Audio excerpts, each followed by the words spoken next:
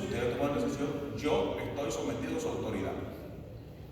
¿Sí? Entonces, este gesto tiene toda una expresión, toda una realidad con ese gesto. ¿Sí se dan cuenta qué hermoso es esto? Porque el hincarme enfrente de mi obispo y poner mis manos juntas, yo le estoy diciendo, yo me someto en obediencia a ti y a todos tus sucesores, en obediencia.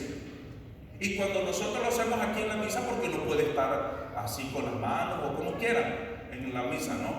Pero si uno pone las manos así, es decir, Señor, yo me someto a ti, me someto a tu voluntad, me someto a tu señorío. Todos los de aquí ya le han tocado, los que han vivido los retiros de iniciación, ¿se acuerdan del señorío de Cristo? Señor, me someto a tu señorío, tú eres el Señor, tú eres el Rey, yo me someto. Y uno junta las manos. ¿Cómo se aparece nuestra Madre Santísima, la Virgen de Guadalupe? Con las manos juntas, ¿sí? Para nosotros en la cristiandad va a tener un significado. Cuando se le aparece a Juan Diego, para los indígenas es otra cosa, ¿sí? Nuestra Madre Santísima se aparece así y lo que está indicando es, te tengo en el hueco de mis manos, o sea, yo te protejo, tú estás en mis manos, esta es la casita, aquí yo te protejo, ¿no? Pero de todas maneras este gesto queda igual de sometimiento. Yo soy la madre del verdadero Dios por quien se vive. ¿Y qué es lo primero que hace nuestra Madre Santísima cuando se le aparece a San Diego? ¿Qué le dice a Juan Diego? ¿A dónde lo manda? Ella le dice, no, tú ya, levántame, dile, llámate a todos los indios y háganme la casita aquí. ¿Eso hace nuestra madre? ¿Qué hace? Ve y dile al obispo. Fíjense, nuestra Madre Santísima se somete a la autoridad del obispo y a la del sacerdote. Cuando hay gente que me dice, Padre, es que yo tengo revelaciones a mi Dios, me revela esto y lo otro, yo digo, ay, mira qué interesante. Muy bien. Padre, ¿qué hago? En un año no puedes hablar. Dice, Padre, pero ¿cómo? Sí, cuando se te vuelve a aparecer la Virgen con nuestro Señor Jesucristo, el santo que se aparezca, dice el Padre, y esto es real, no solo lo digo de broma. Dile a la Virgen que dice el Padre Gastón que no se te puede aparecer en un año. ¿Sí? Y ya después viene, no, Padre, la Virgen dice que no, que tiene que ser. Ah, eres una charlatana, eres un charlatán. ¿Por qué? Porque nuestra Madre Santísima se somete a la autoridad de la Iglesia. ¿Sí? No se puede hacer nada hasta que el obispo no lo permite. ¿Sí? Entonces cuando vengan conmigo, ay Padre, que veo a Dios, al Señor de la Misericordia, ya saben, se van a ir de aquí con un año de sentencia. ¿Ah? Porque no puede haber la obediencia y la humildad, es básico discernimiento para darnos cuenta si es Dios, si es el diablo o si es tu cabecita que necesita una bedoyecta, ¿verdad? Sí, porque eso pasa.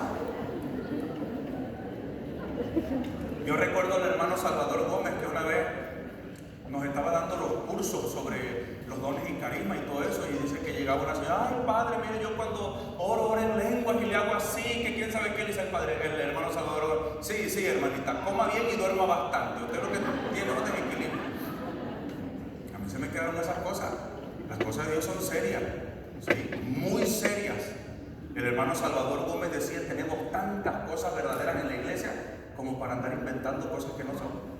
Andar inventando los otros, ¿no? A veces son cuestiones psicológicas, como necesitamos que nos vean, empezamos a hacer cosas raras, ¿para qué? Para llamar la atención, aquí estoy, por favor, véanme.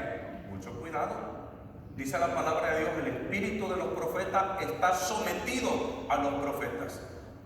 El padre Tardif nos decía, si hay una misa y una persona siente que tiene que orar en lengua y se pone a orar en lenguas enfrente de toda la asamblea, o sea, el espíritu de los profetas está sometido al profeta. El Señor te está moviendo a orar en lengua, ¿ok? Tú puedes controlar eso en tu corazoncito. ¿Por qué? Porque no es el momento de orar en lengua.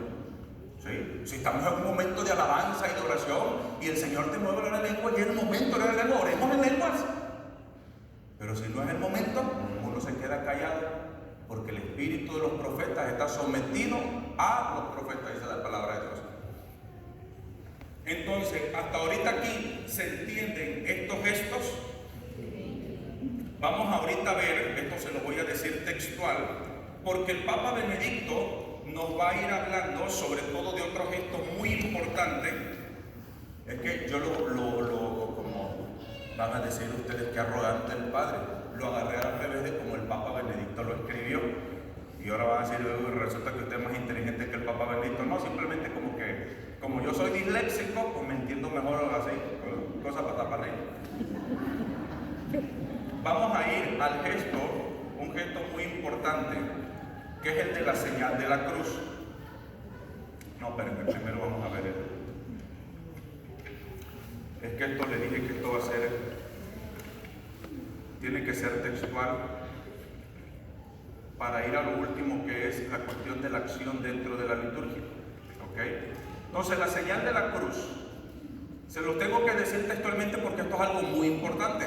No que el otro no fuera, pero la señal de la cruz es el signo a través del cual nosotros entramos a la iglesia. Cuando traen a bautizar a un niño, antes de que lo bauticen, antes de todo, ¿qué es lo primero que hace el sacerdote? Lo marca con el sello de la cruz y le dice a los papás y a los padrinos que le hagan la señal de la cruz. A través de la señal de la cruz, ahorita lo vamos a ver cómo lo habla el Papa Benedicto, entramos, es la puerta a través de la cual entramos a la iglesia. La cruz es el signo de nuestra salvación, el signo de nuestra redención. Cuando a mí me traen aquí un chamaquito para que lo bendiga, si está bebé, ¿qué es lo primero que le pregunto? Los que ya me han escuchado, ¿qué es lo primero que pregunto? ¿Ya está bautizado? Ya por eso la gente, como ya lo he dicho, ya ni se me acerca, hermano. Lo explico, no es que sea sangrón. A mí yo no tengo ningún problema de dar bendiciones. A nadie le he negado una bendición.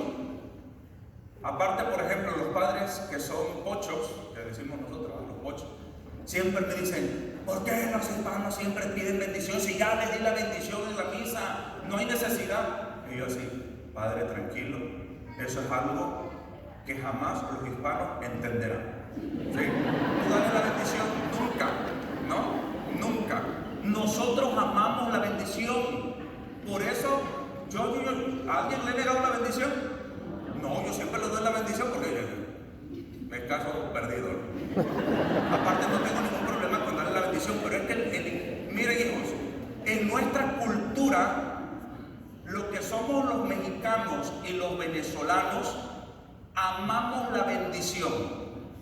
Y si ya el Padre te dio la bendición en misa, ya quedaron todos benditos. Vas a ir para allá y vas a estar, Padre, y la gente dice, yo sé, porque ya se lo han dicho en otras iglesias, Padre, ya sabemos que ya nos dio la bendición, pero no la puede dar otra vez. Yo, sí, claro que sí, en nombre del Padre y del Espíritu Santo, y listo, va. Pero si se hayan otro padre por allá y lo saludan y usted también no puede echar la bendición. Es que una bendición a nadie le va mal, ¿verdad? Entonces, por eso yo le digo a los padres, Padre, tranquilo, tú dale la bendición, no batalles, ya no pierdas tu tiempo, amamos, ser bendecidos. El Papa Juan Pablo II, cuando llegó a México y a Venezuela, el Papa Juan Pablo se quedó admirado de cómo la gente, los venezolanos y los mexicanos, amamos que nos bendigan. Eso es algo muy nuestro. Hay otros que, ay, el Padre dio la bendición, la gente se va. ¿Sí? Entonces, me trae un chamaquito que no está bautizado y me dicen, Padre, ¿le puede dar la bendición? ¿Qué voy a hacer yo con ese chamaquito para dar la bendición? ¿Qué es lo que tengo que hacer? Pues le doy la bendición y se hace el gesto. Pero el gesto de bendecir y de bendecirlos a ustedes, ¿qué significa? ¿Qué está detrás del gesto y de la palabra? ¿Qué estamos recordando cuando yo te digo el Señor te bendiga en el nombre del Padre, del Hijo y del Espíritu Santo? Al hacerte la cruz, ¿qué estamos recordando? El bautismo. ¿Y con el bautismo qué estamos recordando? Nuestra salvación, que somos hijos de Dios, que somos hijos de la iglesia. ¿Sí me explico? Pero ese chamaquito no es hijo de Dios porque no está bautizado. No es hijo de Dios, es una criatura. A imagen de Dios, sí, pero es una criatura. Y en orden a la creación es como cualquier animalito que anda por ahí. Así es, porque no es un hijo de Dios. ¿Qué es lo que nos hace hijos de Dios? El bautismo, sí, el Espíritu Santo, a través del bautismo. Entonces, si un niño no está bautizado, cuando yo le doy la bendición, ¿qué estoy recordando si el niño no es cristiano, no es hijo de Dios, no tiene el signo de la cruz? No le recuerdo nada. ¿Le hace beneficio esa bendición? No. ¿Sí me doy a entender? Entonces, por eso es importante que los papás, es que como somos tan pachangueros, y eso es un peligro bien grave. Es que como quieren echar la casa por la ventana para bautizar al chamaquito, es que hasta que no juntan el gran dineral para comprar las bucanas y la barbacoa, el cochino, la vaca que van a matar, no bautizan al niño. Y es un peligro muy grave, porque si el niño se muere sin el santo sacramento del bautismo, tú vas a dar cuentas bien graves. Lo que importa es que el chamaquito se bautice, punto. Y entonces sí, tráiganme los 1000 pesos para que le dé la bendición, ¿sí? Porque entonces sí tendrá un efecto. Dice el Papa: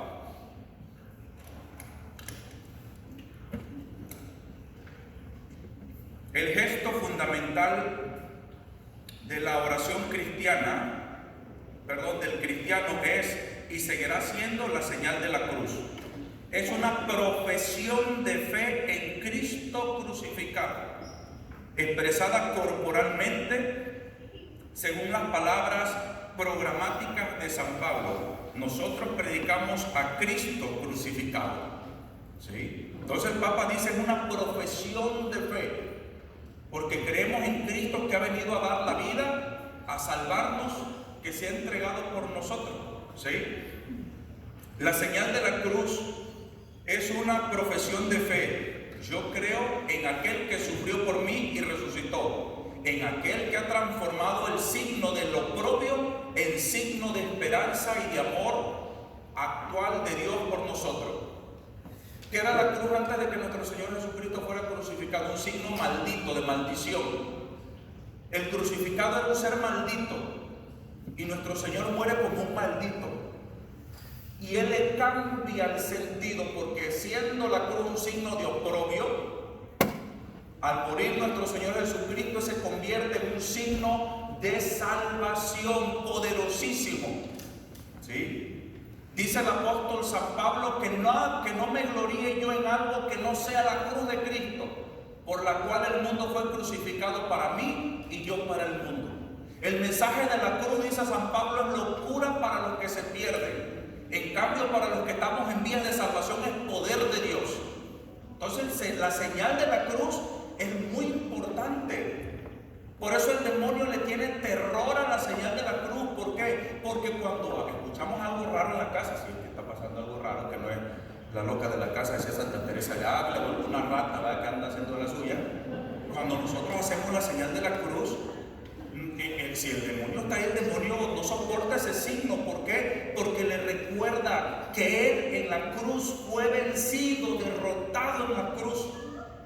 Santa María Francisca de las 5 llagas, a ella se le aparecía el demonio en forma de un perro embravecido, igual que el Padre Pío. Y ella dice que cuando veía ese perro furioso, ella hacía la señal de la cruz, o como nos signamos nosotros, y dice que ella podía ver cómo ese perro se iba huyendo de terror cuando ella hacía la señal de la cruz. La señal de la cruz es un poderoso exorcismo hacia nosotros, ¿sí? Cuando nosotros tenemos miedo de algo, hacernos la señal de la cruz con confianza en la salvación que Dios nos ha comprado en el árbol de la cruz. Tan es así que la cruz es el único objeto. Nosotros decimos que nosotros no adoramos nada, ¿cierto? O sea, no adoramos nada. Pero fíjense qué chistoso, que la cruz es el único objeto de adoración en la Iglesia Católica. Y nosotros el Viernes Santo decimos adoración de la cruz.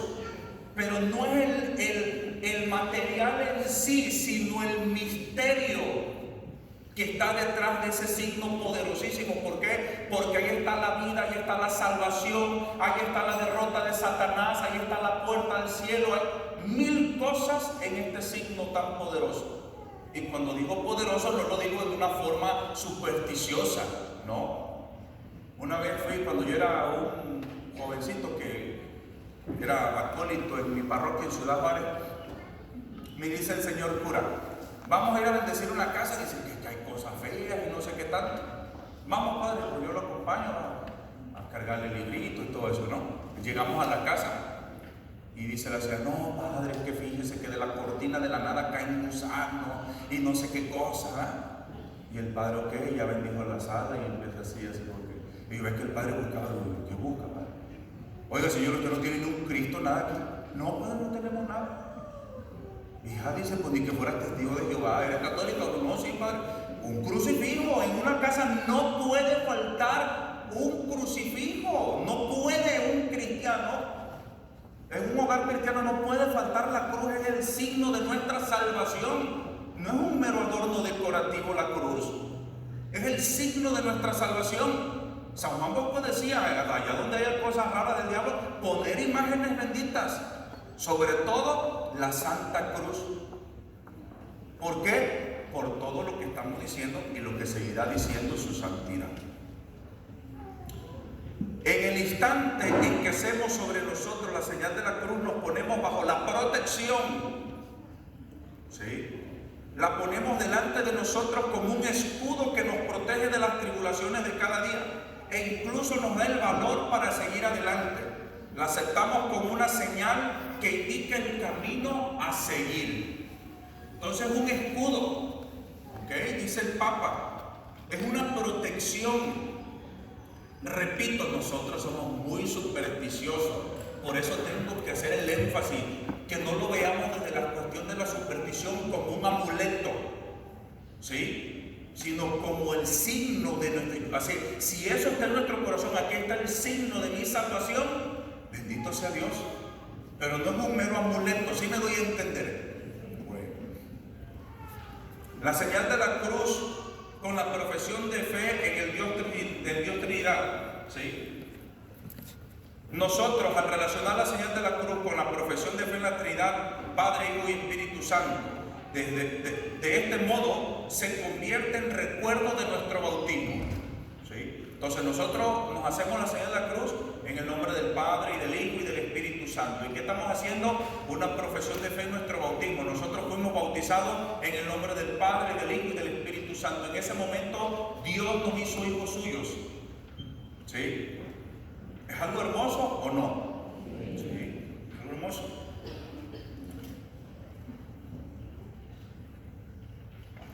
Es un signo de la pasión, pero al mismo tiempo es también signo de la resurrección.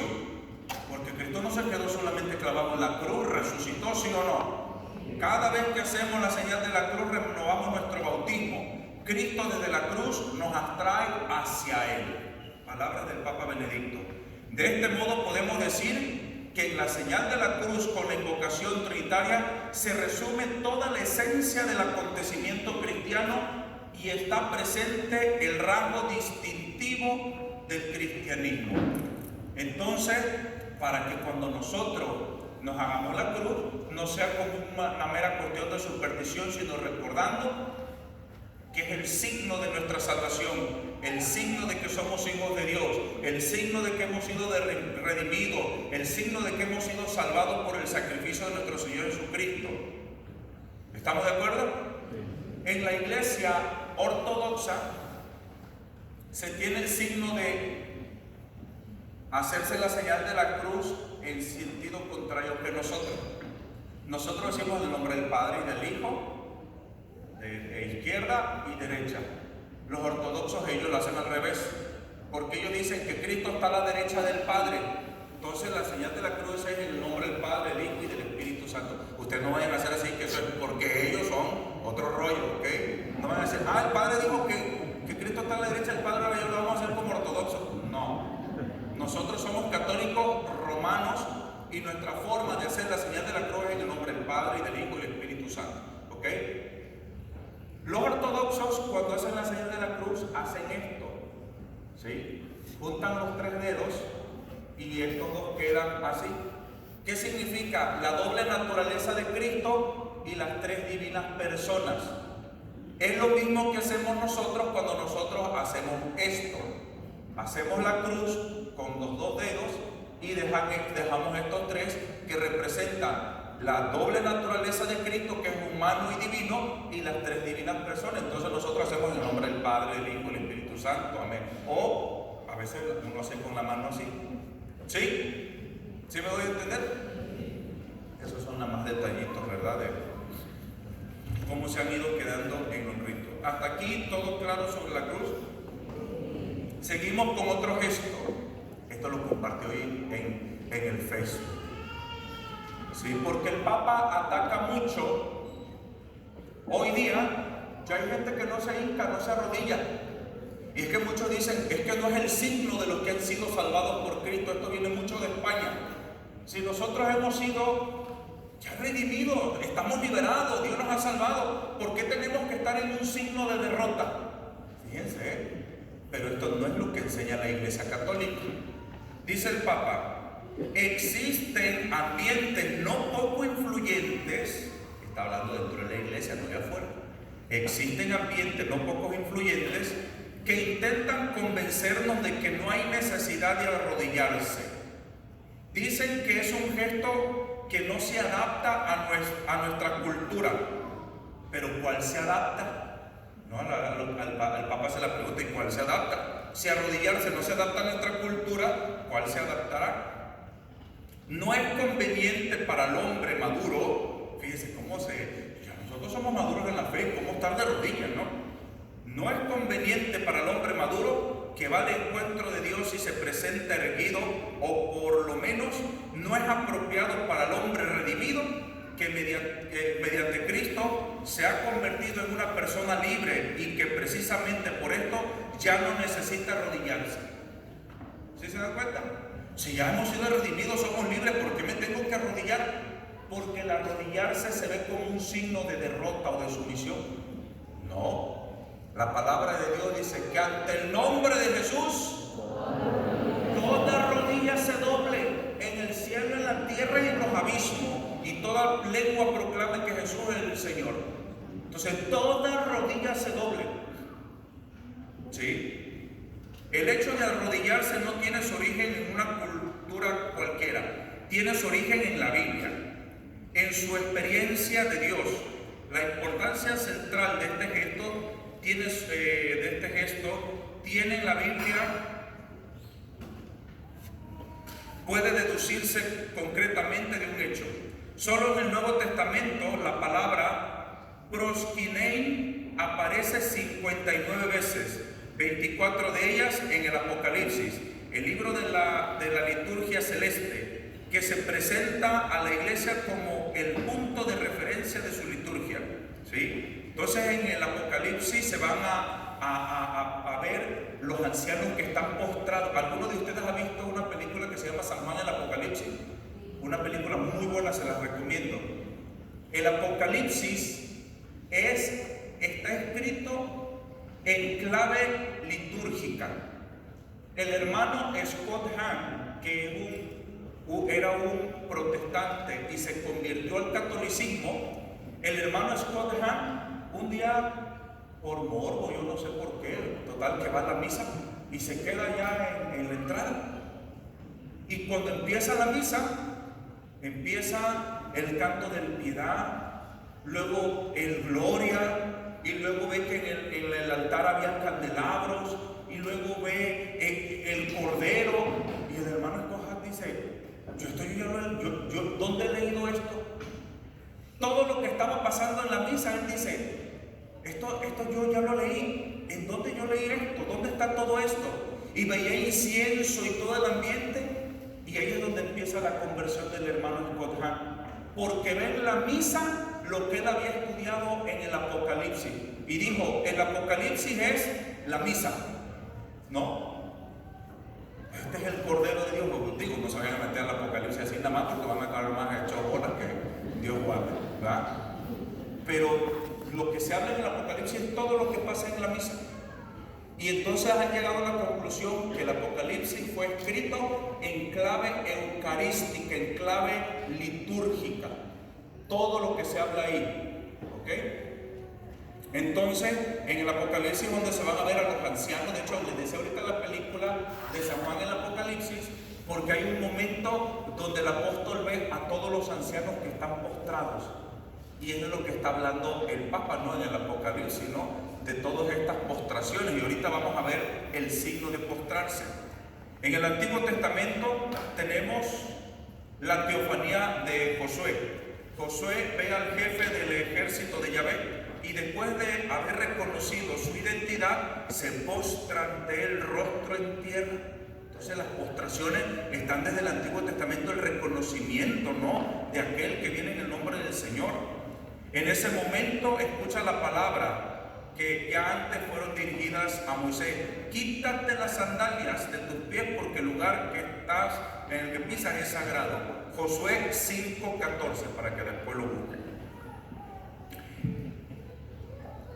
Entre los textos del Nuevo Testamento fue la oración de Jesús en el Monte de los Olivos. ¿Cómo ora nuestro Señor Jesucristo a su Padre en el Huerto de los Olivos? Dice la palabra de Dios que rostro en tierra. ¿Y Jesús era un derrotado? No. Y la palabra de Dios nos dice que cuando nuestro Señor Jesucristo está padeciendo, Él va y se postra rostro en tierra: Padre, si es posible, aparta de mí este cáliz, esta copa, ¿no? Y en los evangelios vamos a ver cuando, por ejemplo, nuestro Señor Jesucristo se aparece a los apóstoles después de que camina Pedro sobre las aguas y todo esto, y cuando lo reconocen, tienen miedo, y dice, y postrándose lo adoran, ¿no? Vamos a ver muchas partes donde a nuestro Señor Jesucristo las personas que llegan a Él se postran ante Él, como la sirofenicia que tiene a su hija poseída por el demonio. Ella va y le pide: por favor, libera a mi hija. Y el Señor le va a contestar algo terrible a esa pobre mujer: no es bueno darle la comida de los hijos a los perros. Yo cuando leí eso dije: Dios mío, ¿sí? O sea, el Señor le está diciendo, o sea, ella era una paga. ¿Por qué? Porque del lugar donde venía esa mujer, a los niños los agarraban y los aventaban al estómago de un ídolo que se llamaba Temosh o Moloch, y a los niños los sacrificaban, los mataban.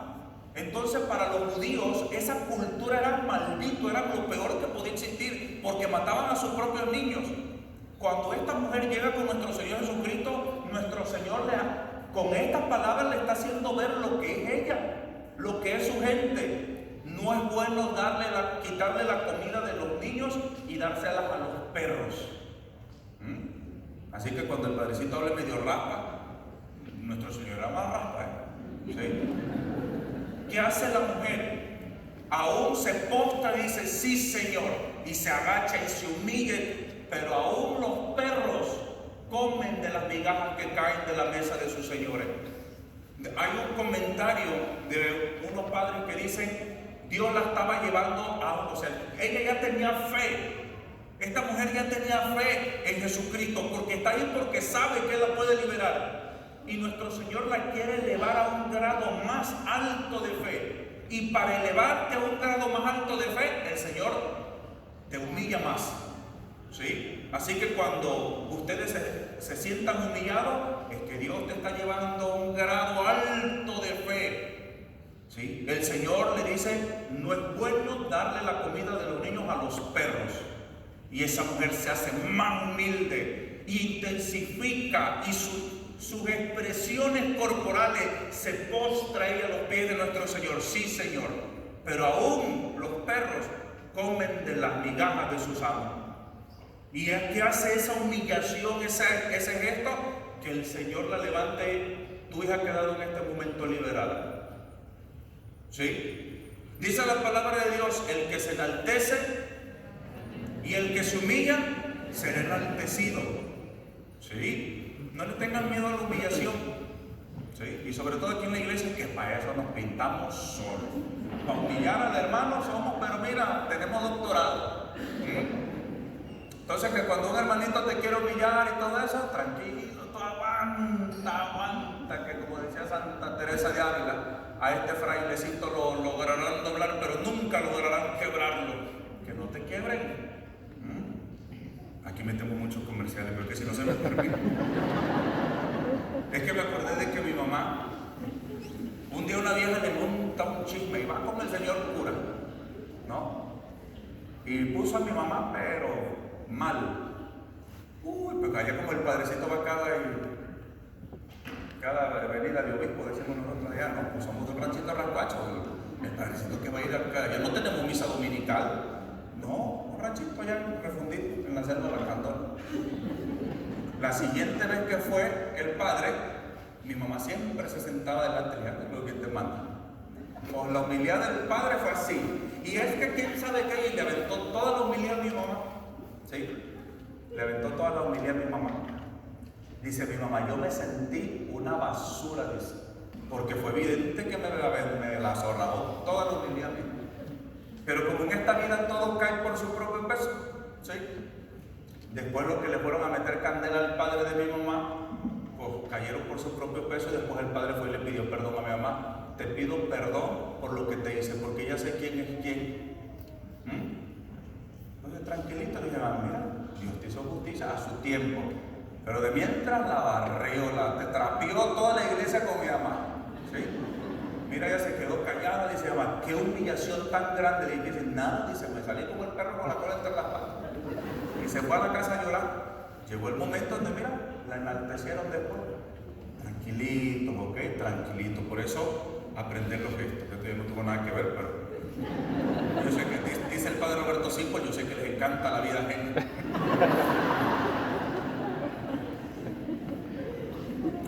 Entonces, vemos en el Antiguo Testamento como el Nuevo están estos gestos. En la liturgia de la iglesia, la postratio aparece hoy en día en dos ocasiones, el Viernes Santo y en la consagración. Por ejemplo, en el Viernes Santo ustedes se dan cuenta que el sacerdote entra en una procesión y ¿qué hace cuando llega acá? Se tira en el suelo, se postra.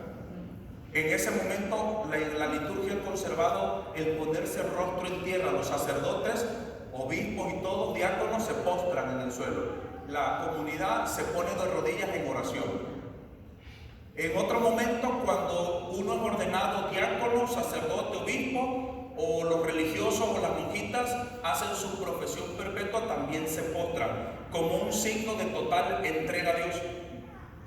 Puede ser que el que se postra se ponga con los brazos abiertos en señal de cruz o con las manos debajo de la frente. Entonces es un signo que ha quedado en nuestra iglesia, solamente esos dos, ¿ok? Estar de pie y estar sentado. Yo les digo que a veces se me voy a bajar porque estas cosas no las puedo hablar desde arriba. Yo siempre les he dicho que a veces aquí nosotros cuando venimos a la misa, ya van 50 minutos y ya las nalgas empiezan a darles comezón, ¿verdad? Ya están así